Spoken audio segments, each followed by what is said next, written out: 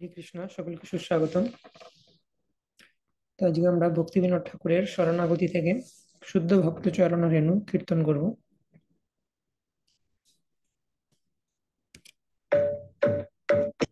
বুদ্ধ ভক্ত চরণ রেণু ভজন অনুকূল, শুদ্ধ ভক্ত চরণ রেণু ভজন অনুকূল। ভक्त सेवा परम सिद्धि प्रेमलती कर मूल। भक्त सेवा परम सिद्धि प्रेमलती कर मूल। शुद्ध भक्त चरण रेणु भजन अनुकूल। शुद्ध भक्त चरण रेणु भजन अनुकूल। माधवती थी भक्ति जननी जतने पालन कोरी। माधवती थी भक्ति जननी जतने पालन कोरी। कृष्ण बसती बसती बोली, कृष्ण बसती बसती बोली, परम आदरे बोरी, परम आदरे बोरी। शुद्ध भक्त चरण रेणु भजन अनुकूल।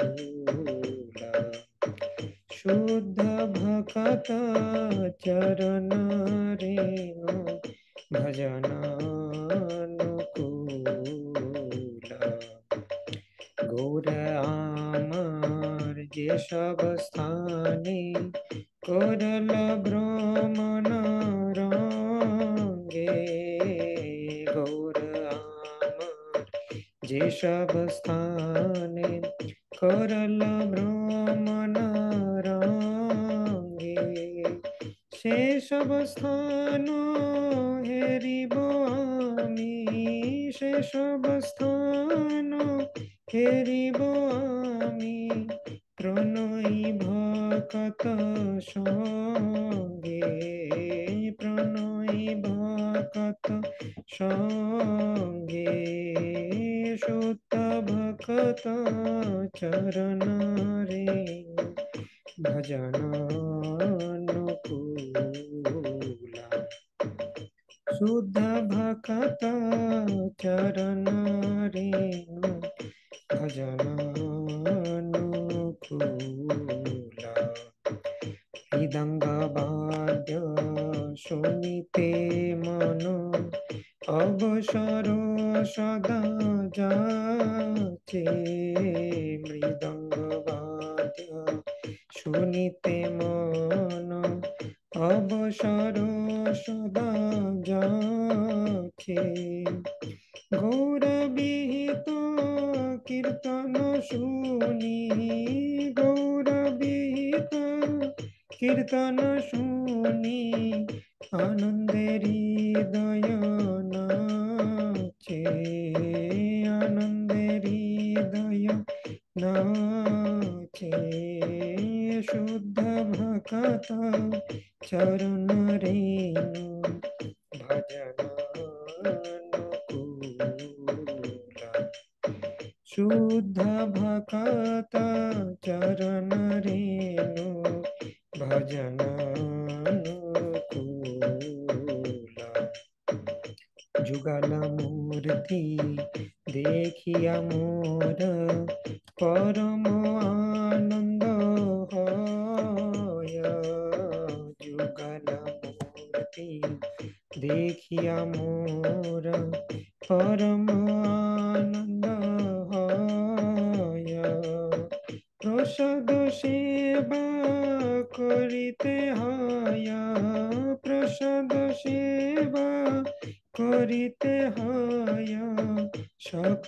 प्रपंच जय, सकल प्रपंच जय, शुद्ध भक्त चरण रेणु भजन अनुकूला, शुद्ध भक्त चरण रेणु भजन अनुकूला, যেদিন গৃহে ভজন দেখি গৃহেতে গোলক ভয়, যেদিন গৃহে ভজন দেখি গৃহেতে গোলক ভয়, চরণ সিধু দেখিয়া গঙ্গা, চরণ সিধু দেখিয়া গঙ্গা, সুখ নসীমা পায়, সুখ নসীমা পায়, শুদ্ধ ভকত চরণ রেণু ভজন অনুকূলা, শুদ্ধ ভকত চরণ রেণু ভজন অনুকূলা, तुलसी देखी जुड़ाए प्राण, माधव तोषणी जानी, तुलसी देखी जुड़ाए प्राण, माधव तोषणी जानी, गौर प्रिय शाक सेवने, गौर प्रिय शाक सेवने, जीवन सार्थक माने, जीवन सार्थक माने, शुद्ध भकत चरण रेणु भजन अनुकूला, शुद्ध भकत चरण रेणु भजन अनुकूला, भक्ति बीनो कृष्ण भजने अनुकूल पाय जाहा, भक्ति बीनो कृष्ण भजने अनुकूल पाय जाहा, प्रति दिवसे परम सुखे, प्रति दिवसे परम सुखे, स्वीकार करए ताहा, स्वीकार करए ताहा, शुद्ध भक्त चरण रेणु भजन अनुकूला, शुद्ध भक्त चरण रेणु भजन अनुकूला,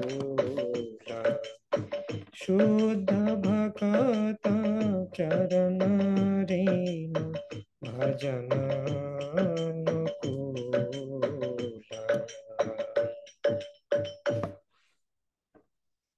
হরে কৃষ্ণ।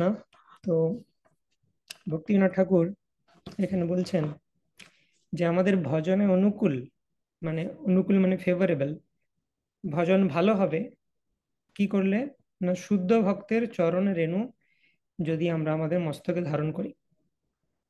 শ্রীমদ্ ভাগবত বলা হচ্ছে নৈষম মতি স্থাবদুরু ক্রমাঙ্কিম স্পৃশত্তনর্থোপগমো यदर्थः মহীয়সাম পাদ রজোভিষেকম নিষ্কিঞ্চনানম ন বৃণীত यावत्।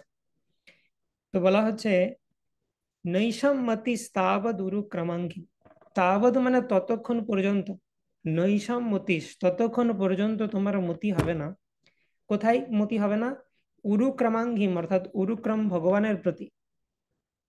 স্পৃশত অনর্থোপগমো यदर्थः, তোমার মতি উরুক্রমের অর্থাৎ ভগবানের লোটাস ফিট বা পাদ পদ্মকে স্পর্শ করতে পারবে না ততক্ষণ পর্যন্ত, এবং অনর্থের উপশম হবে না ততক্ষণ পর্যন্ত, অনর্থ নিবৃত্তিও হবে না, আর তোমার মতি ভগবানের চরণেও পৌঁছাবে না তাবৎ, ততক্ষণ পর্যন্ত, যতক্ষণ না তুমি কি করছো, তাবৎ আছে তারপরে যাবৎ আসবে। তো মহীয়সাম পাদ রজোভিষেকম নিষ্কিঞ্চনানম ন বৃণীত যাবৎ, যতক্ষণ না পর্যন্ত তুমি মহীয়সাম মানে যারা মহীয়সী অর্থাৎ গ্রেট ডিভোটিস ভগবানের, পাদ রজো অভিষেকম তাদের লোটাস ফিটের যে ডাস্ট চরণ রেণু দিয়ে যতক্ষণ না তুমি অভিষিক্ত হবে, ততক্ষণ পর্যন্ত তোমার মতি ভগবানের চরণে মানে পৌঁছাবে না, বা ভগবানের চরণে ফিক্সড হবে না, এবং তোমার অনর্থের কোনো উপশম হবে না। এটা শরণাগতি সেকশনের গান ভক্তিবিনোদ ঠাকুরের। ষড়ঙ্গ শরণাগতি, শরণাগতির বিভিন্ন অঙ্গ রয়েছে। অনুকূল্যস্য সংকল্প প্রতিকূল্যস্য বর্জনম, রক্ষিষ্যতি ইতি বিশ্বাস গোপ্তৃত্বে বর্ণম তথা আত্মনিক্ষেপ কার্পণ্যে ষডবিধা শরণাগতি। তো শরণাগতির একটি অঙ্গ হচ্ছে অনুকূল্যস্য সংকল্প। তো শরণাগতির মধ্যেও আবার এটা অনুকূল্যস্য সংকল্প অঙ্গকে প্রকাশ করছে, সেই জন্য গানটির অফিসিয়াল নাম হচ্ছে ভক্তি অনুকূল মাত্র কার্যের শিকার। হুম।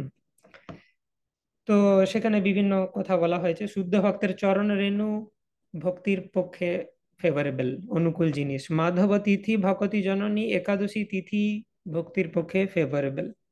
আর কি কি ফেভারেবল না, গৌর যে সমস্ত স্থানে গেছে সে সমস্ত স্থানে যাও ভক্তদের সাথে, প্রণয়ী ভক্তের সাথে, সেটা তোমার ভক্তির ফেভারেবল। তো আজকে আমরা দেখবো, আজকে আমাদের যে টপিক, যে গৌর বিভিন্ন জায়গায় যাচ্ছে, গৌড় দেশের বিভিন্ন জায়গাতে গৌড় যাচ্ছেন, বিভিন্ন ডিভোটির বাড়িতে গিয়ে দেখা করছেন। তো সেই সমস্ত ডিভোটিরা শুদ্ধ ভক্ত, তাদের চরণে রেণু আমরা আমাদের মস্তকে ধারণ করি, এবং গৌরাঙ্গ মহাপ্রভু সেই সমস্ত স্থানে যাচ্ছেন। সেই সমস্ত স্থানে আমরা মেন্টালি ভ্রমণ করব আজকে। মৃদঙ্গ বাদ্য শুনিতে মন অবসর সদা যাচ্ছে, গৌর বিহিত কীর্তন শুনি। Kirtans that are approved by lord Chaitanya Mahaprabhu, Chaitanya Mahaprabhu যেগুলোকে পারমিশন দিয়েছেন, অর্থাৎ প্রিভিয়াস আচার্যদের যে সমস্ত গীত, গৌড়ীয় গীত কীর্তন করলে আমাদের ভক্তি অনুকূল হবে। যুগল মূর্তি দেখিয়া মোর ভগবানের দর্শন এবং শ্রীমূর্তির শ্রদ্ধেয়া সেবন এবং প্রসাদ সেবা, এগুলো সব ভক্তির পক্ষে অনুকূল। যেদিন গৃহে ভজন দেখি, চরণ সিধু দেখিয়া গঙ্গা চরণামৃত বা গঙ্গা স্নান এবং গৃহেতে ভজন করা, এগুলো হচ্ছে ফেভারেবল। আর কি ফেভারেবল জিনিস আছে ভক্তির প্রতি, তুলসী মহারানী এবং চৈতন্য মহাপ্রভুর প্রসাদ। তো এইরকম বিভিন্ন এলিমেন্টের কথা বর্ণনা করেছেন ভক্তিবিনোদ ঠাকুর। যা যা অনুকূল পায় ভক্তিবিনোদ ঠাকুর সেগুলোকে কুড়িয়ে নিতে থাকে। মানে ভক্তিবিনোদ ঠাকুর ইজ ভেরি আকুল ভগবানের ভক্তিতে প্রোগ্রেস করার জন্য, তাই চোখের সামনে যা যা ফেভারেবল জিনিস পাচ্ছে উনি সেগুলোকে গ্রহণ করেছেন, আর প্রতিকূল জিনিস যেগুলো সেগুলোকে বর্জন করছে। হুম। अत्याहार प्रयासस्य प्रजल्प नियमाग्रह जनसंगश्च लौल्यं च षड्भिर्भक्तिर् विनश्यति उत्साहान् निश्चयात् धैर्यात् तत्तत् कर्म प्रवर्तनात् संगत्यागत सतो वृत्ते षड्भिर्भक्तिर् प्रसिद्धति। তো রূপ গোস্বামীও বলেছেন কি কি ফেভারেবল আর কি কি ফেভারেবল নয় ভক্তিতে। ওকে, তো এখন আমরা মঙ্গলাচরণ করব, তারপর আমরা কন্টিনিউ করবো আমাদের চৈতন্য চরিতামৃত। ॐ अज्ञानतिमिरान्धस्य ज्ञानञ्जनशलाकया चक्षुरुन्मीलितं येन तस्मै श्रीगुरवे नमः। श्रीचैतन्यमनोभीष्टं स्थापितं येन भूतले स्वयं रूप कदा मह्यं ददाति स्वपदान्तिकं। वन्देऽहं श्रीगुरो श्रीयुतापदकमलं श्रीगुरून् वैष्णवांश्च श्रीरूपं साग्रजातं सहगना रघुनाथान्वितं तं सजीवं साद्वैतं सावधूतं परिजनसहितं कृष्णचैतन्यदेवं श्रीराधा कृष्णपादान् सहगना ललिता श्रीविशाखान्वितांश्च नमः ॐ विष्णुपादाय कृष्णपृष्ठाय भूतले श्रीमते भक्तिवेदान्त स्वामिनिति नामिने। नमस्ते सारस्वते देवे गौरवाणी प्रचारिणे निर्विशेष शून्यवादी पाश्चात्य देशतारिणे। वाञ्छाकल्पतरुभ्यश्च कृपा सिन्धुभ्य एव च पतितानं पावनेभ्यो वैष्णवेभ्यो नमो नमः। नमो महावदान्याय कृष्णप्रेमप्रदायते कृष्णाय कृष्णचैतन्य नाम्ने गौरत्विषे नमः। पञ्चतत्त्वात्मकं कृष्णं भक्तरूपस्वरूपकं भक्तावतारं भक्ताख्यं नमामि भक्तशक्तिकं। हे कृष्ण करुणा सिन्धो दीनबन्धो जगत्पते गोपेश गोपिका कान्त राधा कान्त नमोऽस्तुते। तप्त कांचन गौरांगी राधे वृंदावनेश्वरी वृषभानुसुते देवी प्रणमामि हरिप्रिये। नीलाचल निवासाय नित्याय परमात्मने बलभद्र सुभद्राभ्यं जगन्नाथाय ते नमः। जय श्री कृष्ण चैतन्य प्रभु नित्यानंद श्री अद्वैत गदाधर श्रीवासादि गौर भक्त वृंद। हरे कृष्णा कृष्णा कृष्णा हरे हरे हरे राम राम राम हरे हरे।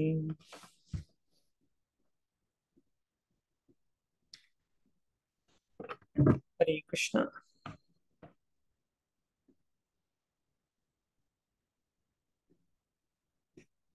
তো আমরা দেখেছি আগের দিন মহাপ্রভু কিভাবে যবন রাজাকে উদ্ধার করলেন। তো পুরো বিষয়টা কি হচ্ছে, কোথায় আছি আমরা একটু মনে করিয়ে দিই। তো আমরা স্টার্ট করেছি রূপ সনাতন শিক্ষা। রূপ এবং সনাতন গোস্বামীকে কি শিক্ষা দিয়েছেন মহাপ্রভু, সেটা জানা আমাদের উদ্দেশ্য এই হরিকথা সিরিজে। ভক্তিসিংহ সরস্বতী ঠাকুর তার বৈষ্ণব গীত দুষ্ট মানো তুমি কিসের বৈষ্ণব সেখানে গিয়েছেন আহ প্রভু সনাতনে পরম যতনে শিক্ষা দিল যাহা চিন্ত সেই সব। শিক্ষা দিল যাহা চিন্ত সেই সব। তো প্রভু সনাতনে পরম যতনে শিক্ষা দিল যাহা চিন্ত সেই সব, সেইগুলোর উপর চিন্তা করাটাই আমাদের উদ্দেশ্য। তো এই রূপ সনাতনকে মহাপ্রভু কি শিক্ষা দিয়েছেন তার আগে রূপ সনাতনকে জানতে হবে, তাদের সাথে মহাপ্রভু সম্পর্ক কি, কিভাবে দেখা হলো, সমস্ত কনটেক্সট আমরা জানছি, এখন কালেক্ট করছি, সেই জায়গাতে পৌঁছানোর চেষ্টা করছি। রূপ গোস্বামীর ডিসঅ্যাপিয়ারেন্স বা তিরোভাব তিথি থেকে আমাদের স্টার্ট হয়েছিল এই সিরিজ। তো রূপ গোস্বামীর অমৃতময় চরিত্র আলোচনা করেছি আমরা ইনিশিয়াল কিছু সেশনসে। তারপর আমরা সেখানে দেখেছি মহাপ্রভু রূপ গোস্বামী কিভাবে স্নেহ করেছেন, না রূপ গোস্বামী যে কোনো সাধারণ আচার্য নয়, আমরা কত বড় সৌভাগ্যশালী রূপানুগ গৌড়ীয় বৈষ্ণব হওয়ার কারণে সেটা আমরা বোঝার চেষ্টা করেছি। এবং তারপরে আমরা চৈতন্য চরিতামৃতের মধ্যলীলা চ্যাপ্টার 16, যে চ্যাপ্টারটা এখন পড়ছি আমরা, সেখান থেকে স্টার্ট করেছি। এই চ্যাপ্টারে কি বর্ণনা করা হচ্ছে, চৈতন্য মহাপ্রভুর বৃন্দাবনে যাবার প্রচেষ্টা। চৈতন্য মহাপ্রভুর বৃন্দাবনে গমন নয়, কিন্তু চৈতন্য মহাপ্রভুর বৃন্দাবনে যাওয়ার প্রচেষ্টা, অর্থাৎ তিনি চেষ্টা করবেন কিন্তু সফল হবেন না। মহাপ্রভু বঙ্গদেশ হয়ে বৃন্দাবনে যাওয়ার চেষ্টা করছেন। জগন্নাথ পুরীতে ছিলেন, সন্ন্যাস গ্রহণের পর বঙ্গদেশে আসছেন পূর্ব দিকে, তারপর তিনি উত্তর পশ্চিমে যাত্রা করবেন বৃন্দাবনের উদ্দেশ্যে। বঙ্গদেশে আসছেন কেন, জননী আর জাহ্নবী। জননী মানে সচী মাতার সাথে দেখা করার জন্য, এবং জাহ্নবী মানে গঙ্গাতে স্নান করার জন্য। তো এই বিষয়ে খুব সুন্দর পাঁচ টাইম আজকে আমরা আলোচনা করব, মহাপ্রভুর এই গঙ্গা স্নান এবং বিদ্যা বাচস্পতির গৃহে আগমন। তো মহাপ্রভু বেসিক্যালি এই বঙ্গদেশ যাত্রা করছেন, তার গুপ্ত কারণ হচ্ছে রূপ সনাতনকে উদ্ধার করা রামকেলিতে। তারা নবাব হুসেন শাহের আন্ডারে কাজ করছে, কিন্তু দিনরাত চিন্তা করছে যে মহাপ্রভু প্রকট হয়ে গেছে, আমরা এখানে মুসলিম নবাবকে সার্ভ করে যাচ্ছি, হাই হাই কি হবে আমাদের। তো তাদের উপর কৃপা করার জন্য তাদেরকে নতুন নাম প্রদান করবেন রূপ সনাতন। সেই কারণে তিনি অ্যাকচুয়ালি বৃন্দাবন যাচ্ছেন। বৃন্দাবন যাওয়ার পথে তিনি বঙ্গদেশ হয়ে যাচ্ছেন, এই কারণে রূপ সনাতনকে কৃপা করার জন্য রামকেলিতে রূপ সনাতনকে কৃপা করবেন। তো সেই পথে যখন তিনি উড়িষ্যা থেকে বেরিয়ে বঙ্গদেশের উদ্দেশ্যে যাচ্ছেন, তো সেইখানে বিভিন্ন ঘটনা ঘটলো, সেটা আমরা আলোচনা করলাম। প্রথম কথা, উড়িয়া ভক্তবৃন্দ মহাপ্রভু সব পিছন নিল। মহাপ্রভু একে একে সবাইকে বিদায় জানালেন। স্বরূপ দামোদর কিছু বলেনি, সে জানে বলে কোনো লাভ নেই। এবং কিন্তু বাকিরা চেষ্টা করেছিল, তার মধ্যে গদাধর পণ্ডিত খুবই চেষ্টা করেছিল, কিন্তু তাকে মহাপ্রভু তিনি বারণ করলেন, প্রতিজ্ঞা দিয়ে দিব্যি দিয়ে যা হোক করে ঘর পাঠালেন। গদাধর পণ্ডিতকে, সে মূর্ছিত হয়ে গেল। সার্বভৌম ভট্টাচার্য তাকে সামলে নিয়ে গেলেন। তো তারপরে রামানন্দ রায়কে তিনি বিদায় দিলেন। এদিকে মহারাজ প্রতাপ রুদ্রের সেবা তিনি গ্রহণ করলেন কটকে। এরকম করে যেতে যেতে মহাপ্রভু যখন প্রায় উড়িষ্যার বর্ডারে পৌঁছে গেছেন, তখন প্রতাপরুদ্ধের রাজকর্ম যেটা চিন্তা করছে যে সামনে যে মুসলমান নবাব জবন রয়েছে রাজা, তার উপস্থিতিতে মহাপ্রভুকে নিয়ে এই এরিয়াটা ক্রস করা খুব একটা সেফ হবে না। তো বললেন, মহাপ্রভু আগে আমরা এই জবন রাজার সাথে একটু সন্ধি স্থাপন করতে পারি কিনা দেখি, তারপর আপনি বেরোবেন।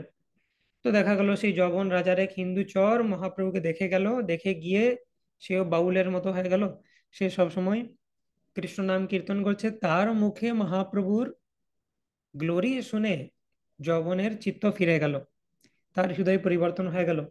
সে তখন তার বিশ্বাস বা অমাত্যকে পাঠালো দেখে আসতে যে মহাপ্রভু কিরকম, এবং তার সাথে সন্ধি স্থাপন করতে। অমাত্য এসে এখানে সন্ধি স্থাপন করলো এবং জানালো যে মহাপ্রভুকে দর্শন করার জন্য আমাদের জবন রাজা আসতে চান। এদিকে মহাপ্রভুর সাথে প্রতাপরুদ্ধের রাজকর্মচারীরা যারা ছিলেন, মহাপাত্র, তারা বললেন কোনো অসুবিধা নেই, কিন্তু নবাবকে বেশি কাউকে নিয়ে আসা চলবে না, নিরস্ত হয়ে আসতে হবে। নবাব এলেন, দিয়ে এসে তিনি মহাপ্রভু ভক্ত হয়ে গেলেন। তিনি দূর থেকে দণ্ডবোধ করছেন, তার দেহে এক্সট্যাটিক সিমটমস। তিনি বলছেন, আমার কেন জবন কুলে জন্ম হলো, হিন্দু কুলে জন্ম হলে আমি আপনার সাথে থাকতে পারতাম। এইরকম ট্রান্সফরমেশন হয়ে গেল।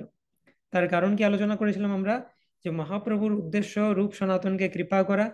তো মহাপ্রভু কোনো প্রকার ডিলে সহ্য করবেন না, সেই জন্য তাড়াতাড়ি জবনকে উদ্ধার করে দিলেন। সেই জন্য পিওর ডিভোটির আর ভগবানের মাঝে যদি আমরা আসি, তাহলে আমাদের উদ্ধার হয়ে যাবে। তো সেই কারণে আমরা জানি যে টেম্পেলও ডিটিজ এর অপোজিটে একজন পিওর ডিভোটিকে রাখা হয় বা শিল প্রভুপাদকে রাখা হয়। তো এইভাবে সেই নবাব মহাপ্রভুর খুব বড় ভক্ত হয়ে গেলেন, এবং নবাব নিজে গার্ড দিয়ে মহাপ্রভুকে নিয়ে যাচ্ছেন সৈন্য সামন্ত নিয়ে, যাতে মহাপ্রভু কোনো অসুবিধা না হয়। মন্ত্রেশ্বর দুষ্ট নদ পার করলেন তিনি, এবং তারপরে এক সময় তো মহাপ্রভুকে, তাকে বিদায় জানাতে হবে। সেও মহাপ্রভুর ভক্তদের মতোই হয়ে গেল, তাকে বিদায় জানানোটাও ডিফিকাল্ট। তো এইভাবে মহাপ্রভু অলৌকিক লীলা করছেন। অলৌকিক লীলা করে শ্রীকৃষ্ণ চৈতন্য, যেই ইহা শুনে তারে জন্ম দেহ ধন্য। সেই নৌকা চড়ি প্রভু আইলা পানি হাটি, নাবিকেরে পরাইল নিজ কৃপা সাটি।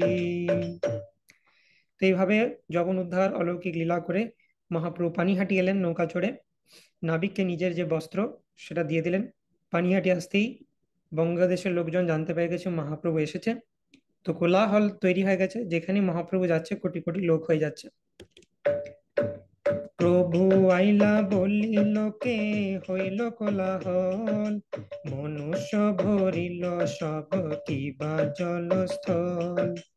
রাঘব পণ্ডিত আসি প্রভু লইয়া গেলা, পথে যাইতে লোক ভিড়ে কষ্টে সৃষ্টে আইলা।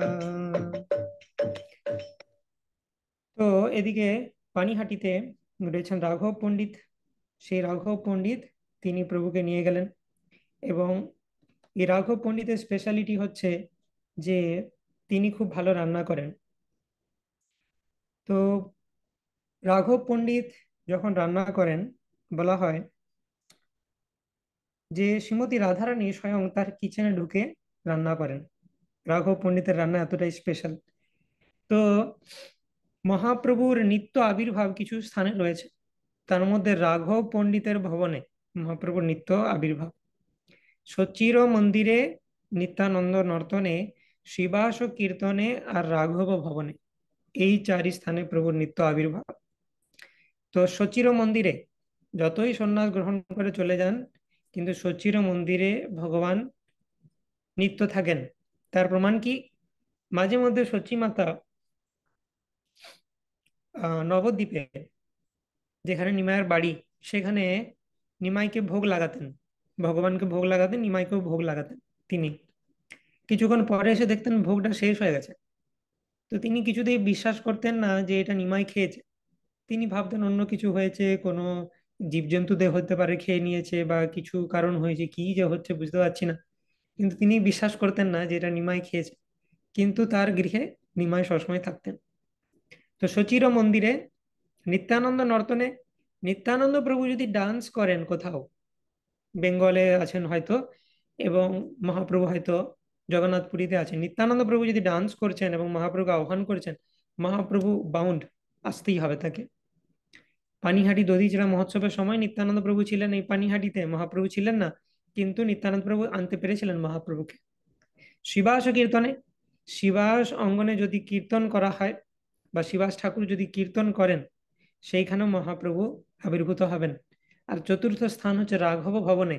রাঘব ভবনে রাঘব পণ্ডিত যদি রান্না করে মহাপ্রভুকে আহ্বান জানান, তো মহাপ্রভু পুরী থেকে হলেও প্রসাদ পেয়ে যাবেন, বা ভোগ পেয়ে যাবেন তিনি। তো রাঘব পণ্ডিত পানিহাটি এসছে মানে রাঘব পণ্ডিতের এলাকা, সেখানে পুরো মহাপ্রভু ক্যাপচার করে নেবেন তিনি। পানিহাটি এসছো মানে আমার বাড়িতে তোমাকে যেতেই হবে। তো সেখানে রাঘব পণ্ডিত নিয়ে গেলেন, কিন্তু নিয়ে যেতে খুব কষ্ট হলো, কারণ অনেক লোকজন, ভিড় সেখানে মহাপ্রভু এসছেন বলে। আর এদিকে আমরা এটাও দেখেছি যে কুমার হট্টে একদিন প্রভু তথা করিয়া নিবাস, প্রাতে কুমার হট্টে আইলা যাহা শ্রীনিবাস। রাঘব পণ্ডিতের গৃহে তিনি একদিন থাকলেন, সমস্ত ভক্তদের গৃহে তিনি টাচ করে করে যাচ্ছেন। তার উদ্দেশ্য রয়েছে সচী মাতার সাথে দেখা করা এবং গঙ্গা স্নান করা। তো পানিহাটিতে সেই দিন রাত্রে থেকে সকালে তিনি কুমারহট্ট বা হালি শহর, সেইখানে তিনি এলেন, যেখানে শ্রীনিবাস বা শিবাস ঠাকুর তিনি থাকতেন।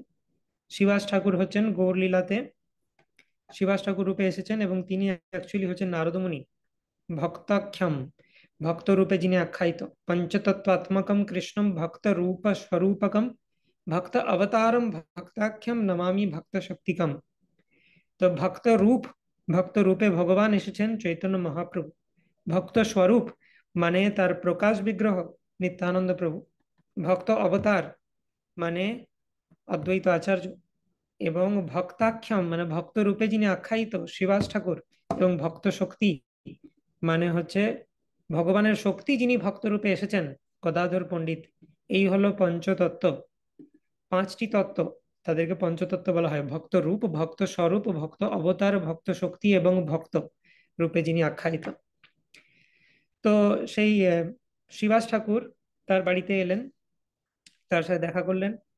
এবং শিবাস ঠাকুর সেই সময়তে মহাপ্রভু সন্ন্যাস গ্রহণ করে চলে যাওয়ার পর, আগের দিন আলোচনা করেছি আমরা, তিনি কুমারহট্ট বা হালি শহরে এসে বসতি স্থাপন করেন, কারণ নবদ্বীপে থাকতে পারছিলেন না তিনি। তো এখানে মহাপ্রভুর যে জার্নিটা, সেটা একটু মনে রাখা দরকার। শিল প্রভুপাদ আগেই বলে দিচ্ছেন, এবং শিল প্রভুপাদের এখানে একটা উদ্দেশ্য রয়েছে। একটা কুলিয়া পাঠ বলে জায়গা রয়েছে, হ্যাঁ। তো কিছু মানুষ যারা গৌড়ীয় সম্প্রদায়ের থেকে নয় প্রপারলি, তারা একটা জায়গায় নকল কুলিয়া পাঠ তৈরি করেছে। কুলিয়া জায়গাটি খুব স্পেশাল, এটা আমরা দেখব, আজকে আলোচনা করব। তারা নকল কুলিয়া পাঠ খুলেছে তারা, আর শিল প্রভুপাদ একদম সেটার এগেনস্টে, একদম সমস্ত এভিডেন্স এই যে পারপাট গুলোতে ভরে ভরে দিয়েছেন, যে ওইটা যে নকল সেটা প্রমাণ করার জন্য তিনি উঠে পড়ে লেগেছেন, সেটা আমরা দেখতে পাবো। তো সেটা জানার জন্য আমাদেরকে জানতে হবে যে মহাপ্রভুর ট্যুরটা কি হয়েছিল। তো মহাপ্রভু প্রথমে পানিহাটি গেলেন। পানিহাটি থেকে কুমারহট্ট বা হালি শহর, যেখানে শিবাস ঠাকুর রয়েছে। কুমারহট্ট থেকে চৈতন্য মহাপ্রভু কাঞ্চনপল্লী বা কাঁচড়াপাড়ায় গিয়েছিলেন, যেখানে শিবানন্দ সেন থাকতেন। শিবানন্দ সেন মানে সেই যাত্রা ম্যানেজার, যিনি মহাপ্রভুর সব ভক্তদেরকে নিয়ে গৌড় থেকে নীলাচলে যাত্রা করতেন। শিবানন্দ সেনের গৃহে 2 দিন থাকার পর মহাপ্রভু যান বাসুদেব দত্তের গৃহে। ঠিক আছে। তো এই বাসুদেব দত্ত, তিনিও খুব স্পেশাল ডিভোটি, বাসুদেব দত্ত। তো তার সম্বন্ধে একটু আমরা জেনে নিই। এই বাসুদেব দত্ত হচ্ছেন মুকুন্দ দত্তের ভাই। ওকে। তো মুকুন্দ দত্ত হচ্ছে মহাপ্রভুর সহপাঠী ছিলেন। গঙ্গাদাস পণ্ডিতের টোলে মুকুন্দ দত্ত পড়তেন, এবং খুব ভালো সিঙ্গার ছিলেন মুকুন্দ দত্ত। তার ভাই বাসুদেব দত্ত, বিভিন্ন নাম রয়েছে। বাসুদেব ঘোষ বলে আরেকজন রয়েছেন, আর বাসুদেব দত্ত বলে এটি আরেকটি আলাদা মহাপ্রভুর পার্ষদ। তো মুকুন্দ দত্ত আর বাসুদেব দত্ত তারা দুই ভাই। এবং গৌর গণদেশ দীপিকাতে বলা হচ্ছে যে পূর্বে যারা মধুকণ্ঠ মধুব্রত নামে ব্রজের দুই গায়ক ছিল, তারা গৌর লীলাতে আবির্ভূত হয়েছে মুকুন্দ দত্ত এবং বাসুদেব দত্ত রূপে। তারা দুজনেই এক্সিলেন্ট সিঙ্গার, কারণ ব্রজলীলাতে তারা মধুকণ্ঠ মধুব্রত নামে দুই ব্রজের গায়ক ছিলেন। তো এই বাসুদেব দত্ত তিনিও মহাপ্রভুর খুবই অন্তরঙ্গ ভক্ত, এবং মহাপ্রভু খুবই ভালোবাসতেন বাসুদেব দত্তকে। তো মহাপ্রভু বলতেন যে আমি সম্পূর্ণরূপে এই বাসুদেব দত্তের, ঠিক আছে, এতটাই ভালোবাসতেন। তার একটা বিশেষ কারণ রয়েছে বাসুদেব দত্তকে কেন এত ভালোবাসতেন মহাপ্রভু। তো এই যে বাসুদেব দত্ত, তিনি অ্যাকচুয়ালি প্রহ্লাদ মহারাজের অবতার। একটা তো অবতার আছে ব্রজলীলা থেকে, তিনি তার ভাই মুকুন্দ দত্ত, তিনি হচ্ছেন মধুকণ্ঠ, এবং তিনি হচ্ছেন মধুব্রত, মানে মধুকণ্ঠ এসেছে মুকুন্দ দত্ত রূপে আর মধুব্রত এসেছে বাসুদেব দত্ত রূপে। তো এই বাসুদেব দত্ত তিনি একাধারে মধুব্রত, এবং আরেকটি পরিচয় হচ্ছে তিনি প্রহ্লাদ মহারাজ। তো প্রহ্লাদ মহারাজ হচ্ছে ভক্ত শ্রেষ্ঠ। তো প্রহ্লাদ মহারাজের মুডে একবার বাসুদেব দত্ত মহাপ্রভুকে বলছিলেন, মহাপ্রভু আপনার চরণে আমার একটি মাত্র নিবেদন, সেটি কি না, আমি জগৎ থেকে যেতে চাই না। আমি জগতে ততদিন পর্যন্ত থাকতে চাই যতদিন সবাই ডেলিভার্ড না হচ্ছে। আর যদি মনে হয় বাকিদেরকে ডেলিভার করবেন না আপনি, সবার পাপ তাদের অ্যাকাউন্ট থেকে নিয়ে আমার অ্যাকাউন্টে দিয়ে দিন। আমি সবার জন্যে কোটি কোটি বছর ধরে, কোটি কোটি জন্ম ধরে এই জড় জগতে সাফার করতে রাজি আছি। সবার পাপ আমি গ্রহণ করব, আর বাকিদের পাপ মুক্ত করে আপনি ভগবত ধামে নিয়ে চলে যান। এটা হচ্ছে দ্য মুড অফ প্রহ্লাদ মহারাজ। প্রহ্লাদ মহারাজ তার এতটাই গোষ্ঠানন্দী স্পিরিট, মানে তিনি সবসময় চিন্তা করেন যে এদের কিভাবে আমি উদ্ধার করবো এই জগৎবাসীকে, আমার নিজেকে নিয়ে চিন্তা নেই। তিনি নৃসিংহদেবের সামনে প্রহ্লাদ মহারাজ বলছেন, এখন প্রহ্লাদ মহারাজ ইজ ভেরি ফেমাস ভক্তদের মধ্যে, বিশেষ করে মহাবতার নৃসিংহদেব আসার পর থেকে। তো প্রহ্লাদ মহারাজ নৃসিংহদেবের সামনে কি বলছেন, নৈব দ্বিজে পর দুরত্যয় বৈতরণ্য তদ বীর্য গায়ন মহামৃতমগ্ন চিত্ত শোচে ততো বিমুখ চেতস ইন্দ্রিয়ার্থ মায়া সুখায় ভরমুদ্বহতো বিমূঢ়ান। নাইবা উদ্ভিজে পার দূরত্বে বৈতরণ্য, আমি উদ্বিগ্ন নই কিভাবে আমি বৈতরণী পার হয়ে ভগবত ধামে যাব। আমি নিজের জন্য কনসার্ন নই, কেন? কারণ আমি খুব ভালো করে জানি সেই রাস্তাটা আপনার কৃপায় আপনার শুদ্ধ ভক্ত নারদমুনি আমাকে সুন্দরভাবে বুঝিয়েছেন কি করতে হবে। তদ বীর্য গাহ্যন মহামৃত মগ্ন চিত্ত, মগ্ন চিত্ত হয়ে তোমার বীর্য কীর্তন করব, তোমার গ্লোরিজ কীর্তন করব, বাস আমি উদ্ধার হয়ে যাব। আর সেটা আমি করে আসছি, তাই আমার উদ্ধার নিয়ে আমি চিন্তিত নই। তাহলে কি নিয়ে চিন্তিত তুমি প্রহ্লাদ? শোচেত তো বিমুখ চেত ইন্দ্রিয়ার্থ, এই সমস্ত বিমুখ চেতা জীবদের নিয়ে আমি চিন্তিত, যারা তোমার থেকে বিমুখ হয়ে গেছে ভগবান। তোমার থেকে বিমুখ হয়ে কি করছে? মায়া সুখায় ভারমুদ্বহতো বিমূঢ়ান, এই বিমূঢ়রা মায়া সুখের পেছনে ছুটছে, এদেরকে আমি কি করে সামলাবো, এদেরকে কি করে উদ্ধার করব? প্রহ্লাদ মহারাজ প্রিয়ার্সের মাঝে একবার রেগে গেলেন, বলেন আমি এত চিন্তা করছি, আর আমি দেখছি আজকাল একটা ট্রেন্ড হয়েছে, সবাই নিজের ভালো বুঝছে, নিজে বলছে ডেলিভার্ড হয়ে যাব। এটা কি ভাই, তুমি সাধু, তোমার পরোপকার করা উচিত।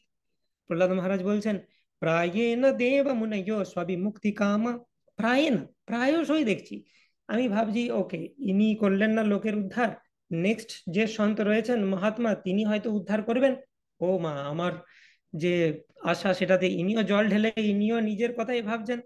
প্রায়েণ, প্রায়ই দেখছি এই ট্রেন্ডটা আজকাল রয়েছে। প্রায়েণ দেব মুনয় স্বাবিমুক্তি কামা মৌনম চরন্তি বিজনে না পরার্থ নিষ্ঠা।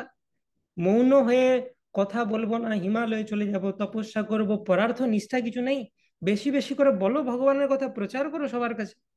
This is the preaching spirit of Prahlad Maharaj, যে আমার আমার উদ্ধার নিয়ে আমি চিন্তিত নই, কিন্তু বাকিদেরকে উদ্ধার করা আমার উদ্দেশ্য, এবং সেই মুড হচ্ছে বাসুদেব দত্তের।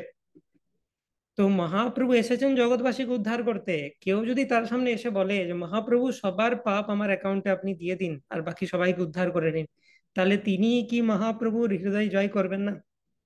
ভগবান কৃষ্ণ সেই কৃষ্ণই মহাপ্রভু রূপে এসেছেন। কৃষ্ণ বলছেন যে যা ইদম পরমম গুহ্যম মদ্ভক্তেষু অভিধাস্যতি ভক্তিম ময়ি পরম কৃত্বা মাম ইবৈষ্য সংশয় न च तस्मान् मनुष्येषु कश्चिन् मे प्रियकृत्तम भविता न च मे तस्मान् अन्य प्रियतरो भुवि।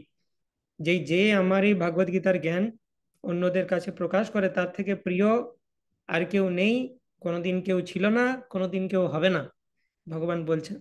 তো সেই কৃষ্ণই নবদ্বীপের শ্রী চৈতন্য চন্দ্র রূপে এসে তার সামনে যদি কেউ এই কথা বলে, বেসিক্যালি মহাপ্রভুকে কিনে নেওয়া। সেজন্য মহাপ্রভু বলছে আমি সম্পূর্ণরূপে বাসুদেব দত্তের।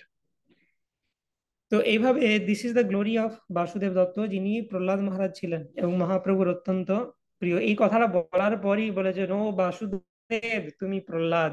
মহাপ্রভু এইভাবে বলছেন তুমি প্রহ্লাদের অবতার, নাহলে তুমি এই কথা বলতে পারবে না। তো দেব মহাপ্রভু তাকে জড়িয়ে ধরেন। তো এইভাবে বাসুদেব দত্ত তিনি একজন খুব স্পেশাল ডিভোটি, চট্টগ্রাম থেকে অরিজিনালি। তো এই বাসুদেব দত্তের আরেকটা গুণ ছিল যে তিনি খুব চ্যারিটেবল, অর্থাৎ তিনি যা কিছু উপার্জন করতেন সবকিছু বিলিয়ে দিতেন। মানে কালকে আমি কি খাবো সেটা তিনি ভাবতেন না, আজকে আমার কাছে যা আছে সেটা দিয়ে একদম বৈষ্ণব সেবা করে দিতে হবে, সব শেষ হয়ে যাবে, কালকে আবার দেখা যাবে। তো এইটা গৃহস্থের ধর্ম নয়, গৃহস্থের ধর্ম হচ্ছে সঞ্চয় করতে হবে। হ্যাঁ, ব্রহ্মচারী বা সন্ন্যাসী মানে হচ্ছে আজকেরটা আজকে দেখবো, কাল কি হবে কৃষ্ণ খেতে দিলে খাবো, না খেতে দিলে না খাবো। সেটা হচ্ছে গৃহস্থে ব্রহ্মচারীর ধর্ম বা সন্ন্যাসীর ধর্ম। তো তখন মহাপ্রভু শিবানন্দ সেনকে বললেন, শিবানন্দ তুমি এক কাজ করে এই বাসুদেব দত্তের একটু অ্যাকাউন্টটা ম্যানেজ করে দিবে তো। এ গৃহস্থ হয়েও এর সন্ন্যাসীর মতো সিমটম, এ সঞ্চয় করতে জানে না। তুমি তো ভালো যাত্রা ম্যানেজ ট্যানেজ করো, এইসব ব্যাপারে তোমার নলেজ আছে, তুমি একটু এর অ্যাকাউন্ট ম্যানেজ করে দেবে এবং যাতে দেখবে একটু সঞ্চয় থাকে। তো সেই জন্য শিবানন্দ সেনকে তিনি এনগেজ করেছিলেন বাসুদেব দত্তের অ্যাকাউন্টেন্ট রূপে। তো এইভাবে বাসুদেব দত্তের গৃহে গেলেন, শিবানন্দ সেনের পর বাসুদেব দত্তের গৃহে গেলেন। সেখান থেকে তিনি নবদ্বীপের পশ্চিম পাড়ে বিদ্যানগর গ্রামে যান এবং বিদ্যানগর গ্রামে বিদ্যা বাচস্পতি রয়েছেন। এই বিদ্যা বাচস্পতি নিয়ে আজকে আমরা আলোচনা করব। তো সেই বিদ্যা বাচস্পতিকে, তিনি হচ্ছেন সার্বভৌম ভট্টাচার্যের ভাই, বিদ্যা বাচস্পতি। তো সেইখানে মহাপ্রভু গিয়ে বিভিন্ন লীলা হবে, সেটা আমরা দেখব। তো বিদ্যানগর থেকে কুলিয়া গ্রামে তিনি যান, মানে বিদ্যা বাচস্পতির ঘর থেকে তিনি গেলেন কুলিয়া গ্রামে এবং সেখানে মাধব দাসের গৃহে থাকেন।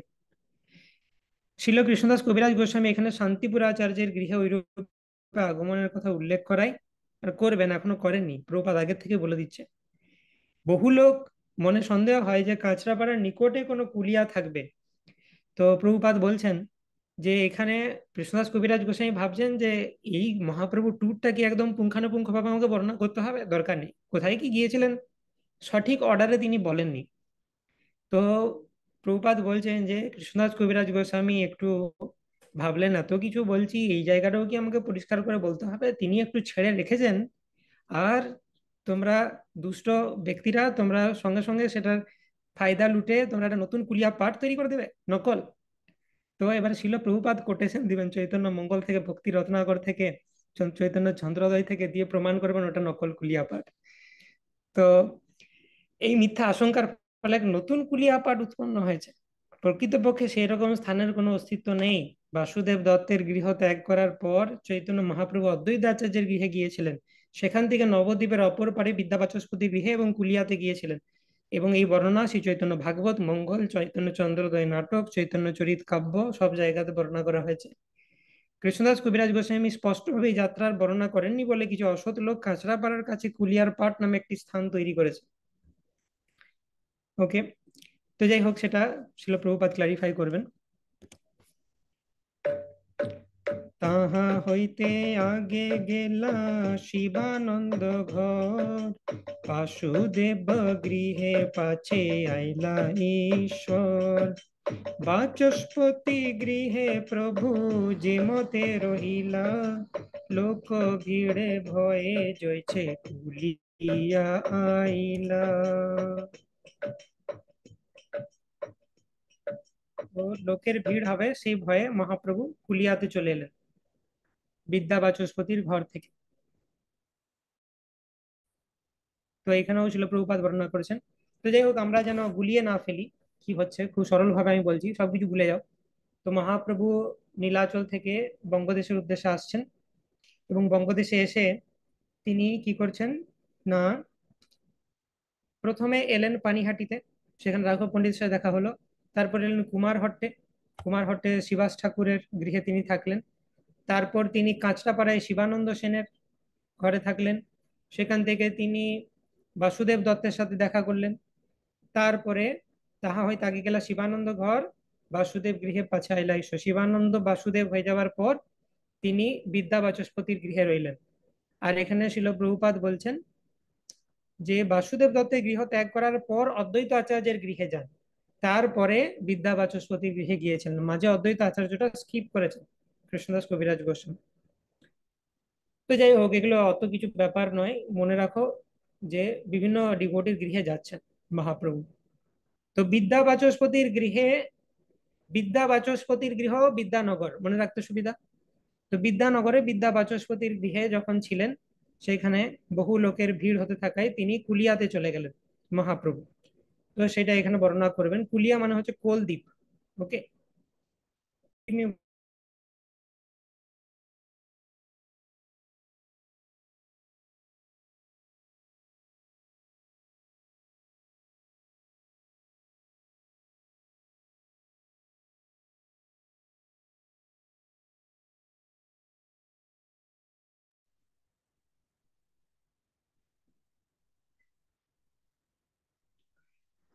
ওকে, তো বিদ্যা বাচস্পতির গৃহ কোলদ্বীপের নিকটবর্তী বিদ্যানগরে অবস্থিত। এখানে দেবানন্দ পণ্ডিত বাস করতেন। চৈতন্য ভাগবতে পাওয়া যায় এটা। চৈতন্য চন্দ্রোদয় নাটকে কুলিয়া সম্বন্ধে উল্লেখ রয়েছে, একদম কোট করে দিয়েছেন শিল প্রভুপাদ। শিবাস ঠাকুরের গৃহে চৈতন্য মহাপ্রভু অদ্বৈত আচার্যের গৃহে যান শিবাস ঠাকুরের গৃহ থেকে। সেখানে হরিদাস ঠাকুর তাকে অভিনন্দন জানান। মহাপ্রভু তারপর নৌকা যোগে কুলিয়াতে যান, সেখানে 7 দিন মাধব দাসের গৃহে অবস্থান করেন। তারপর গঙ্গার তীরে অগ্রসর হয়েছিলেন। এখানে চৈতন্য ভাগবত থেকে কোটেশন দেওয়া হয়েছে। তো শ্রী চৈতন্য মহাপ্রভু যখন বিদ্যা বাচস্পতি গৃহে অবস্থান করেন, তখন লক্ষ লক্ষ লোক তাকে দর্শন করতে যান, উচ্চৈস্বরে হরিনাম কীর্তন করতে থাকেন। তখন সেখানে এত লোকের ভিড় হয়েছিল যে লোক চলার পথ পাচ্ছিল না। তাই তারা গ্রামের নিকটবর্তী জঙ্গল পরিষ্কার করেছিলেন।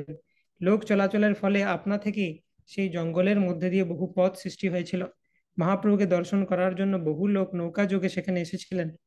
অপর পার থেকে এত লোক আসছিল যে মাঝিদের পক্ষে নৌকা যোগে তাদের পার করা দুঃসাধ্য হয়ে উঠেছিল। তখন বিদ্যা বাচস্পতি মশাই সেখানে শীঘ্রই বহু নৌকার ব্যবস্থা করেছিলেন। লোকেরা তখন নৌকার অপেক্ষা করছিল না, যে যেভাবে পারে নদী পার হচ্ছিল। এরকম ভিড় হবার ফলে চৈতন্য মহাপ্রভু লুকিয়ে কুলিয়া গ্রামে চলে যান। তখন সবাই বিদ্যা বাচস্পতি সঙ্গে হরিধ্বনি করতে করতে কুলিয়া নগরে যান। মহাপ্রভুর আগমনের বার্তা চতুর্দিকে ছড়িয়ে পড়ে। কুলিয়াতে উপস্থিত হয়ে মহানন্দে সবাই তাকে সম্বর্ধনা জানাতে থাকে। বিদ্যা বাচস্পতির গ্রামে যত লোক সমাগম হয়েছিল, তার থেকে 1000 গুণ অধিক লোক সমাগম হলো এখানে কুলিয়াতে। কত লোক নদী পার হয়ে তাকে দর্শন করতে এসেছিলেন তার হিসাব নেই। লক্ষ লক্ষ লোক জাহ্নবীর জলে ভেসে এসেছিলেন। গঙ্গা পার করে শ্রী চৈতন্য মহাপ্রভুর আগমনের এই শুভ সংবাদ পাবার আনন্দে পরস্পরের সাথে কোলাকুলি করেছিলেন। এইভাবে কুলিয়ার সমস্ত পাপী অধম উত্তম মধ্যম জনেরা উদ্ধার লাভ করে মহাপ্রভুর মহিমা কীর্তন করতে লাগলেন। তো এখান থেকে চৈতন্য ভাগবত, চৈতন্য মঙ্গল, প্রেম দাস, নরহরি চক্রবর্তীর, ভক্তি রত্নাকর, ঘনশ্যাম দাস রচিত নবদ্বীপ পরিক্রমা সব জায়গা থেকে প্রমাণ দিয়ে শিল প্রভুপাদ বললেন যে কাঁচরাপাড়ার নিকট যে কুলিয়া রয়েছে সেটা নকল কুলিয়া। অ্যাকচুয়ালি নবদ্বীপের যে 9টা দ্বীপ, তার মধ্যে একটা দ্বীপ হচ্ছে কোলদ্বীপ, সেটা হচ্ছে অ্যাকচুয়াল কুলিয়া। তারপর মাধব দাস গৃহে তথা শচীর নন্দন, লক্ষ কোটি লোক তথা পাইল দর্শন। মাধব দাসের গৃহ হচ্ছে কুলিয়াতে, সেখানে মহাপ্রভু এলেন। সেখানে লক্ষ কোটি লোক দর্শন লাভ করেছিল।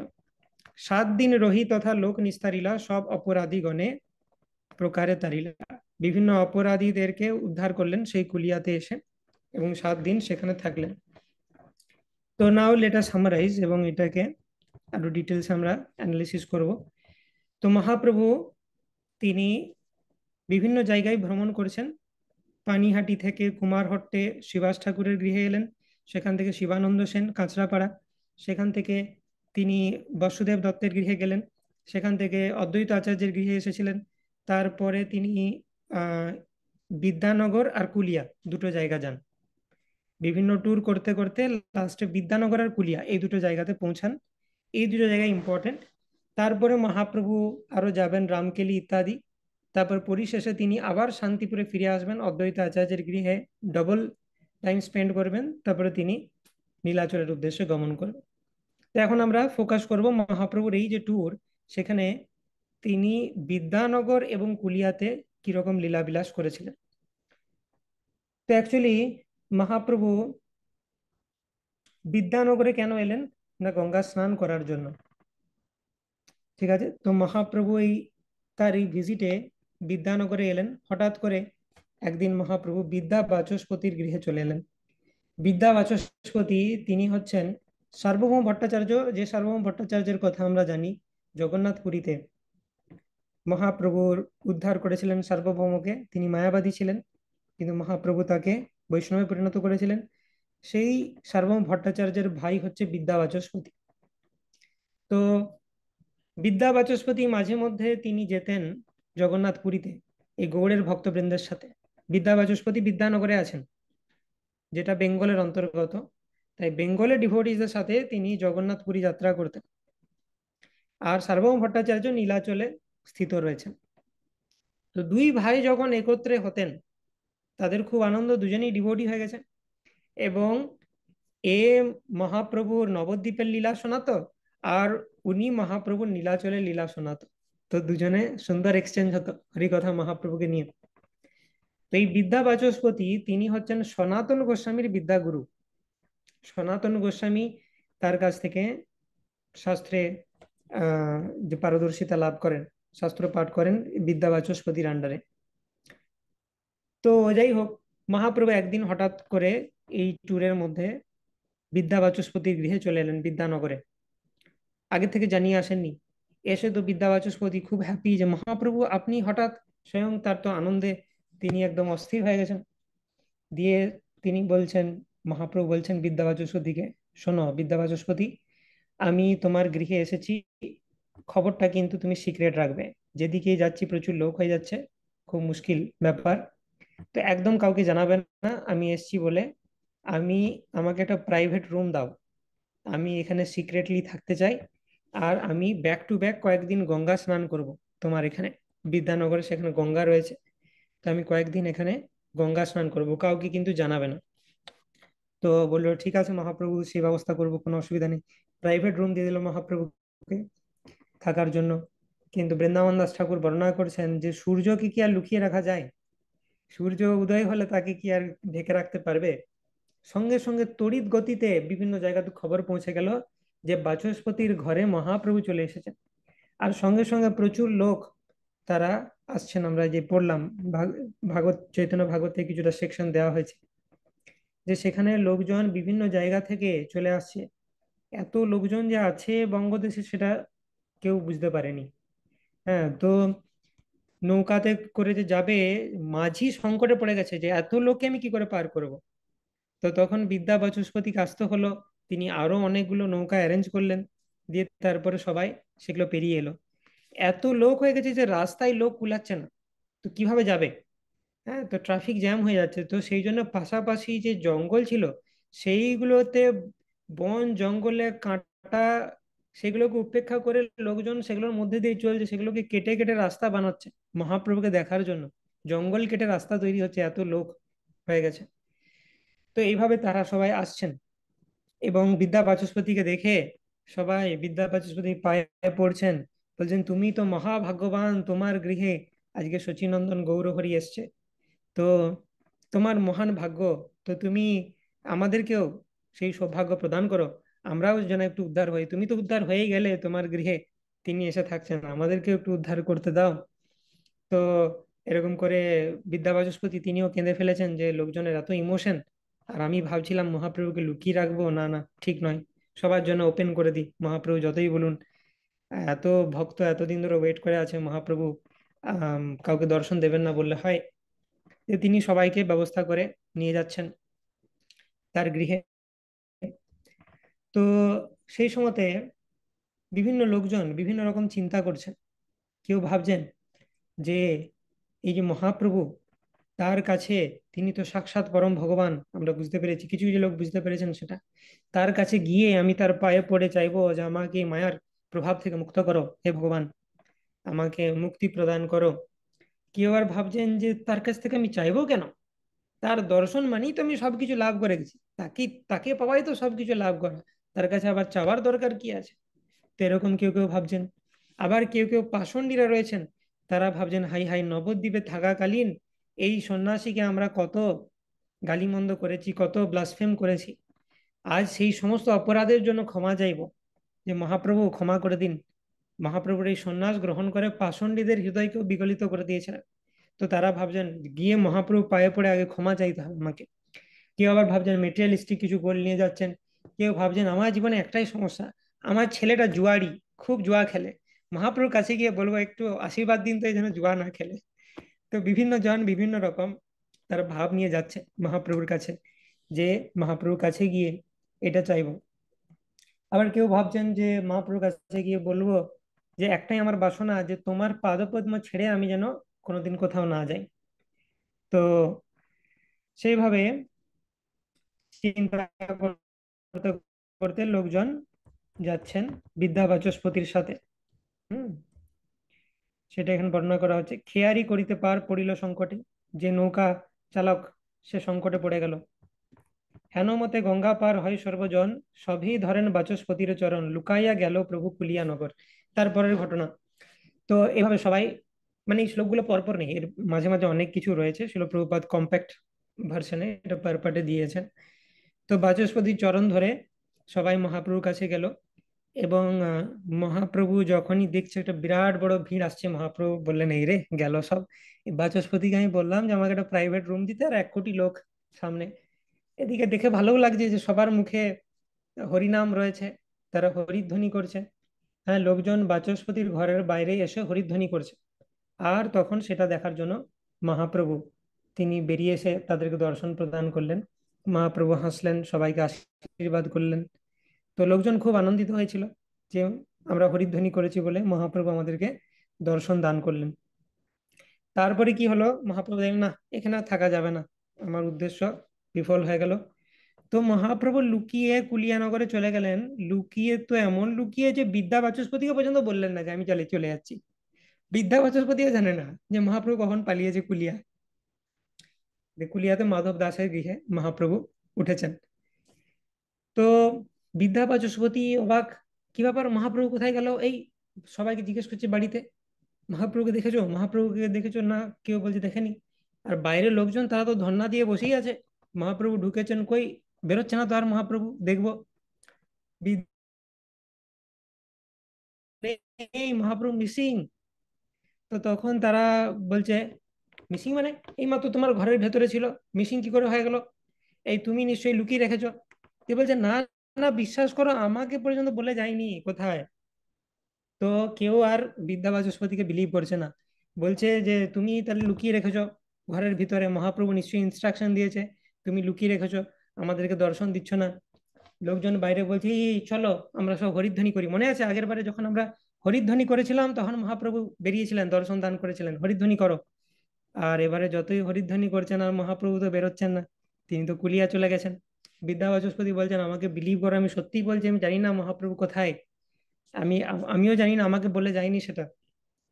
তো লোকজন বলছে যে তুমি তো বেশ করছো, আরে বাবা তুমি তো ডেলিভার্ড হয়ে গেছো, আমরা ডেলিভার্ড হলে তোমার সমস্যাটা কোথায়। মহা মুশকিল, তো একটা সাধুর ধর্ম হওয়া উচিত যে আমি কৃপা একা নিয়ে নেবো, বাকিরা কৃপা পেলে তোমার তো ভালো লাগা উচিত। কেউ বলছে আরে বাবা কেউ যদি ঘরে একটু মিষ্টি নিয়ে আসে সেটাও পাড়া প্রতিবেশীকে দিয়ে খায় সে, আর তোমার ঘরে মহাপ্রভু আছে তুমি সেটা একাই নিয়ে নেবো বলছো। এইরকম ভাবে কেউ বিদ্যা বাচস্পতিকে বিলিভই করছে না, যে তিনি নিজেও জানেন না যে মহাপ্রভু কোথায় গেছেন। তা এমন সময়তে একজন ব্রাহ্মণ খোঁজ খবর নিয়ে তিনি জানালেন বিদ্যা বাচস্পতি কানে কানে বললেন যে বুঝলেন মহাপ্রভু এখন কুলিয়াতে আছে। তো সঙ্গে সঙ্গে সেই ইনফরমেশন পেয়ে বিদ্যা বাচস্পতি বলছে আগে এটা আমাকে সবার সামনে রাখতে হবে, যে মানে এখনো পর্যন্ত বাবা কারেন্ট নিউজের পরিপ্রেক্ষিতে জানা যাচ্ছে যে মহাপ্রভু কুলিয়া গ্রামে রয়েছেন। তো চলো সবাই মিলে কুলিয়া গ্রামে আমরা যাই। তো সবাই মিলে কুলিয়া গ্রামে যাচ্ছে। তো হুড়মুড় করে সবাই কুলিয়া গ্রামে যেতে আরম্ভ করেছে গঙ্গার ওই পারে।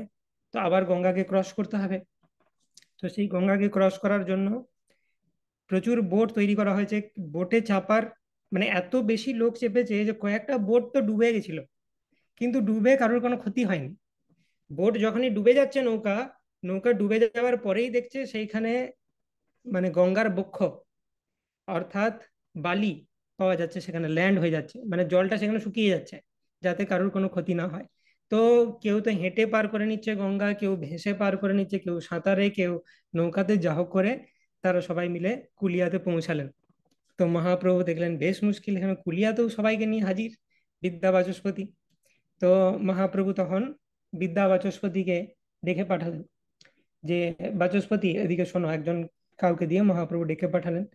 তো বাচস্পতি আহ মহাপ্রভুর সাথে দেখা করলেন, মহাপ্রভুর চরণ বন্দনা করলেন, তাকে প্রণাম জানালেন এবং মহাপ্রভুকে প্রেয়ার্স অফার করলেন যে, মহাপ্রভু আপনি হচ্ছেন স্বয়ং ভগবান। আপনি তো বলেই দিয়েছেন জন্মকর্ম চমে দিব্যাম এবং ইয় বেত্তি তৎপদ, আপনি কখন কি করবেন, আপনার জন্মকর্ম দিব্য। আপনি যে আমাকে না বলে চলে আসছেন, এতে আমার বলার কিছু নেই, আপনি স্বতন্ত্র ঈশ্বর। জন্মাদ্যস্য চেতনবায়াদিতরতশ্চ অর্থেষু অভিজ্ঞ স্বরাট। কিন্তু মহাপ্রভু সমস্যা হচ্ছে, লোকজন আমাকে যে ভুল বুঝছে, লোকজন বলছে আমি নাকি লুকিয়ে রেখে দিচ্ছি আপনাকে সব সময়, আমি আপনাকে আহ, একা নিয়ে নিচ্ছি আর বাকিদের সাথে শেয়ার করছি না। তো আমাকে এইটা সংকট থেকে উদ্ধার করুন, আপনি একটু সবাইকে দর্শন দান করুন, নাহলে লোকজন আমাকে খারাপ ভাবছে।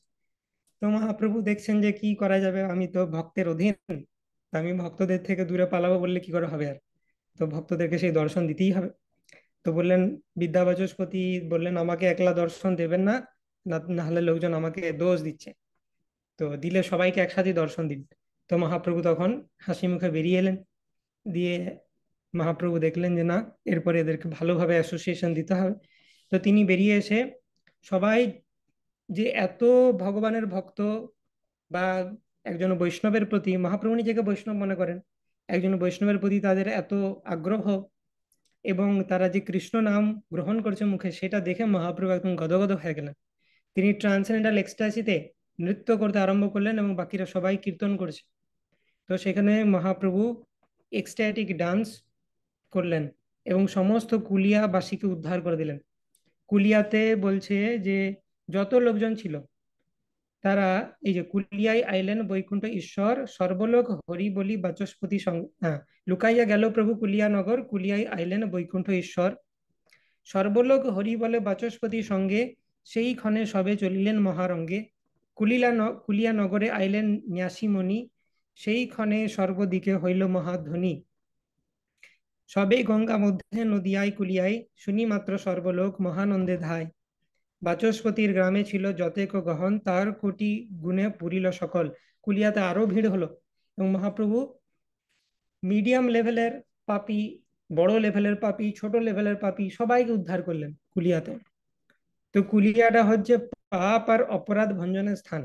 মহাপ্রভু মহা সংকীর্তন করে, ডান্স করে সবাইকে উদ্ধার করেছিলেন, সবার সমস্ত পাপ থেকে তাদেরকে মুক্ত করেছিলেন। এবং এখানে অপরাধ খণ্ডন হয় দেবানন্দ পণ্ডিতের, এবং আরেকজন ব্রাহ্মণ এসে মহাপ্রভুকে জিজ্ঞেস করেন যে কিভাবে বৈষ্ণব অপরাধ খণ্ডন করা হবে। তো সেটাও বর্ণনা করা হচ্ছে যে এরকম মহা সংকীর্তনের মধ্যে একজন ব্রাহ্মণ আসেন, সেই ব্রাহ্মণ এসে মহাপ্রভুর চরণ ধরেন, যে চরণ ধরে মহাপ্রভুকে বলেন, মহাপ্রভু আমার একটি আরতি রয়েছে, দয়া করে আমাকে এটার একটু সলিউশন বলে দিন, কি করব। না, আমি পূর্বে আপনার প্রভাব না জেনে, আপনার ভক্তদের প্রভাব না জেনে বৈষ্ণবদের বহু নিন্দা করেছি। আমি বলেছি কলিযুগে আবার কে বৈষ্ণব, সব বৈষ্ণব ভণ্ড, এরকম কথা বলেছি। তো বৈষ্ণবদের আমি অনেক দুর্নাম করেছি, আমার কি হবে মহাপ্রভু, তো আমাকে কিছু একটা উপায় বলে দিন। তো তখন মহাপ্রভু বলছেন, শোনো, তোমার যেটা উপায় সেটা হচ্ছে, যে মুখে তুমি বিষ পান করেছো সেই মুখে অমৃত পান করতে হবে তোমাকে। অর্থাৎ যে মুখ দিয়ে তুমি বৈষ্ণবদের নিন্দা করেছো, সেই মুখ দিয়েই তোমাকে বৈষ্ণবদের গ্লোরিফাই করতে হবে। তো মহাপ্রভু স্বয়ং এই লীলার মাধ্যমে প্রমাণ করছেন যে বৈষ্ণব অপরাধ খণ্ডনের একটা রাস্তা রয়েছে। একটা রাস্তা তো আমরা জানি যে সেই বৈষ্ণবের কাছে গিয়ে ক্ষমা চাও, আর দ্বিতীয় মহাপ্রভু নিজে বলছেন সেই বৈষ্ণবকে গ্লোরিফাই করো।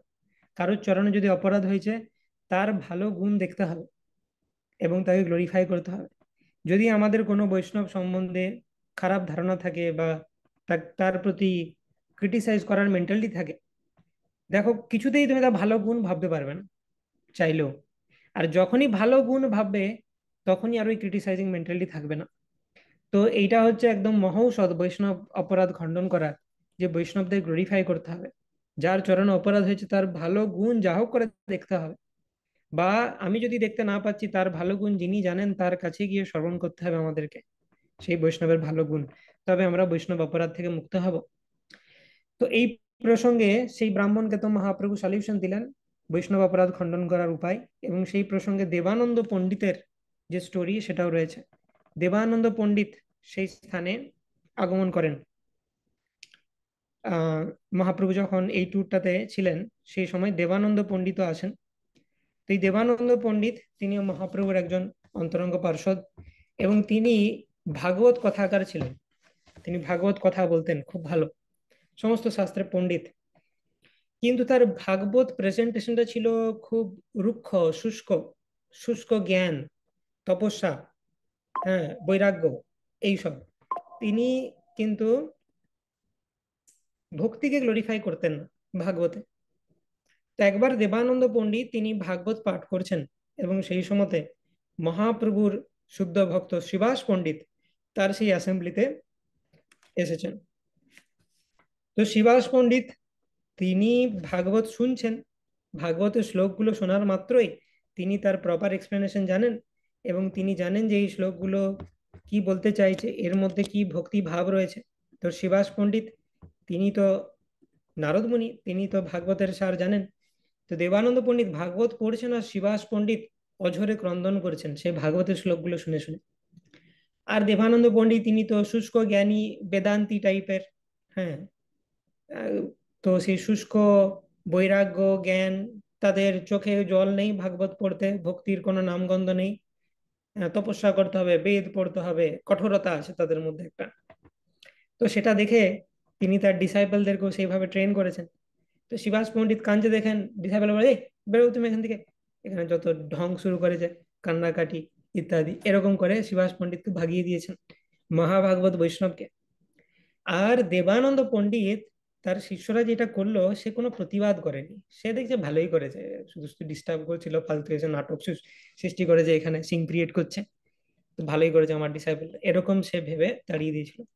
এটা যখন মহাপ্রভু শোনেন বিশাল রেগে যান, যে দেবানন্দ পণ্ডিতের এত বড় সাহস, এ শিবাস পণ্ডিতকে এরকম ভাবে ভাগিয়ে দিয়েছে। হ্যাঁ, শিবাস পণ্ডিতের মতো মহাভাগবত বৈষ্ণব। তো বলছে ভাগবতের শুধুমাত্র আদি অন্তের মধ্যে ভক্তি রয়েছে, ভক্তি ছাড়া যে ভাগবতকে বর্ণনা করে তার ওরকম ভাগবত পাঠ ইউজলেস। আমি যদি পরের দিন দেখি, আমি ওর পুঁথিটা ছিঁড়ে দেবো একদম, ভাগবত যাতে কোনোদিন আর পড়তে না পারে। তো মহাপ্রভু এত রেগে গেছে। তো এইভাবে শিবাস পণ্ডিতকে অপমান করার পর শিবাস পণ্ডিত কিছু বলেননি। মহাপ্রভু একদিন সেদিক দিয়ে পেরিয়ে যাচ্ছিলেন দেবানন্দ পণ্ডিতের গৃহ দিয়ে। হ্যাঁ, সেই সময় নবদ্বীপে ছিলেন। তো তখন দেখছেন দেবানন্দ পণ্ডিত আবার ভাগবত পড়ছে। মহাপ্রভু খুব রেগে গেলেন, আবার ভাগবত পড়ছে, আবার সেই রকম সেই শুষ্ক জ্ঞান বৈরাগ্য ইত্যাদি। তো মহাপ্রভু তাকে খুব ধমকেছিলেন যে তুমি যদি ভক্তি দিয়ে ভাগবত না পড়ো, তোমার এই ভাগবত পড়া ইউজলেস।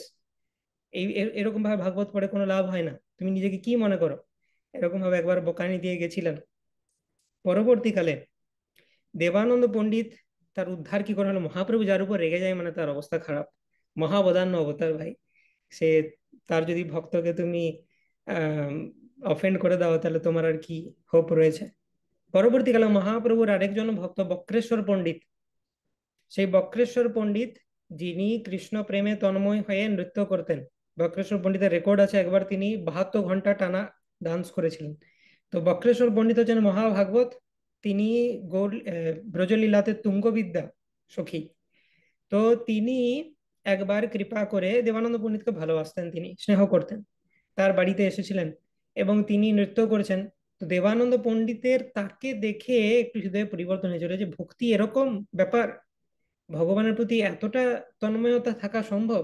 বক্রেশ্বর পণ্ডিতের আচার ব্যবহার এবং তার ভগবানের প্রতি প্রেম দেখে দেবানন্দ পণ্ডিতের একটু একটু চেঞ্জ আসছিল, যে আমি যেভাবে ভাগবত পড়ি তার থেকেও তো মনে হচ্ছে এটা হায়ার স্টেট, মানে মহাপ্রভুর ফিলোসফি ইজ ভক্তি সারপাসেস মুক্তি, মানে ভক্তি মুক্তির থেকে অনেক উচ্চ। আত্মারাম শ্লোকের অর্থও তাই। তো সেই তত্ত্ব দেবানন্দ পণ্ডিত একটু একটু করে বক্রেশ্বর পণ্ডিতকে কাছ থেকে দেখে, পিওর ডিভোটের close association, very very powerful, যা আমরা বহু কিছু পড়ে বুঝতে পারবো না, পিওর ডিভোটিকে সামনে থেকে দেখে বুঝতে পারবো। তো সেটা দেখে তার হৃদয়ে ধীরে ধীরে পরিবর্তন আসছিল, এবং তিনি বক্রেশ্বর পণ্ডিতকে সেবা করেন। বক্রেশ্বর পণ্ডিত যখন ডান্স করেছেন, তো হাতে লাঠি নিয়ে বিভিন্ন, কেউ যাতে তার কাছে না আসতে পারে, ক্রাউড কন্ট্রোল করতেন তিনি। বক্রেশ্বর পণ্ডিত যদি কখনো অচেতন হয়ে পড়ে যেতেন, তাকে তিনি তুলে ধরতেন এবং তাকে ঠিকঠাক রাখতেন। বক্রেশ্বর পণ্ডিতের পদধূলি, তার মানে রজ সমস্ত কিছু তার গায়ে মাখতেন তিনি। ভক্ত পদধূলি, ভক্ত পদজল, ভক্ত ভক্ত অবশেষ তিন মহাবল।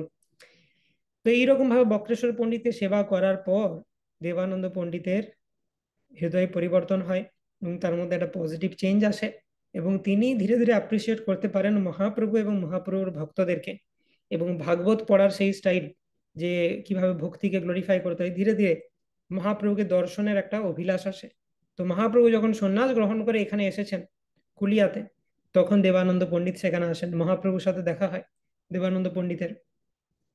এবং মহাপ্রভু তিনি তো লজ্জিত যে তিনি আগে কি অপরাধ করেছেন, মহাপ্রভু রেগে আছেন সেগুলোর জন্য। তো মহাপ্রভু তাকে দেখে এখন আর রেগে নেই, তিনি বলেন যে হ্যাঁ, এতদিনে তোমার একটা ভালো মতি হয়েছে, কারণ তুমি বক্রেশ্বর পণ্ডিতকে সেবা করেছো, তাই তোমার মতি গতি দেখে একটু ভালো লাগছে এখন। তো দেবানন্দ পণ্ডিত তখন বিনয়ী ভাবে মহাপ্রভুকে জিজ্ঞেস করলেন, মহাপ্রভু, আমার যদিও ভাগবত পাঠের কোনো কোয়ালিফিকেশন নাই, এখনো মুখ দিয়ে এটা বেরোচ্ছে, তৃণাদপি সুনিচন হয়েছে, আগে সে মনে করতো আমি সর্বশ্রেষ্ঠ ভাগবত তত্ত্ববিদ, এবং শিবাস পণ্ডিতকেও তিনি মানে তুচ্ছতাচ্ছিল্য জ্ঞান করতেন।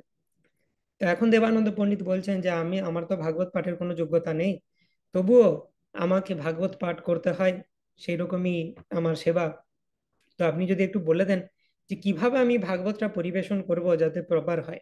তো মহাপ্রভু বলছেন, শোনো, ভাগবত মানে হচ্ছে আদি অন্তে মধ্যে সব জায়গায় ভক্তি রয়েছে সেখানে। তো তোমাকে সবসময় মাথায় রাখতে হবে যে আমি ভক্তিকে যেন হাইলাইট করছি, শ্রীকৃষ্ণ এবং শ্রীকৃষ্ণের ভক্তি, শ্রীকৃষ্ণের ভক্তদের গুণমহিমা কীর্তন করতে হবে। শুষ্ক জ্ঞান বা বৈরাগ্য দিয়ে তুমি কখনো ভাগবতকে বর্ণনা করার চেষ্টা করো না।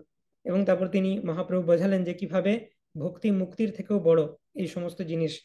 তো সেভাবে মহাপ্রভু শিক্ষা দিলেন দেবানন্দ পণ্ডিতকে যে তুমি ভাগবত কিভাবে বর্ণনা করবে। তো সেই কারণে এই সমস্ত পাস টাইম কুলিয়াতে হয়েছিল। তো কুলিয়াবাসীর সমস্ত পাপ খণ্ডন করলেন, এবং দেবানন্দ পণ্ডিত এবং সেই ব্রাহ্মণকে বৈষ্ণব অপরাধের থেকে মুক্তির উপায় মহাপ্রভু বলে দিলেন। তো এই সমস্ত পাস টাইম আমরা দেখলাম যে মহাপ্রভু যখন while ভিজিটিং ডিফারেন্ট হোমস, তারপর এখান থেকে তিনি অদ্বৈত আচার্যের বাড়িতে যাবেন, রামকেলিতে রূপ সনাতনের সাথে দেখা হবে। That is the next episode, সেটা আমরা আলোচনা করব ফিউচার সেশনসে। Thank you very much. Hare Krishna. वाञ्छाकल्पतरुभ्यश्च कृपा सिन्धुभ्येव च पतितानां पावनेभ्यो वैष्णवेभ्यो नमो नमः। अनंत कोटि वैष्णव वृंद की जय। श्रील प्रभुपाद की जय।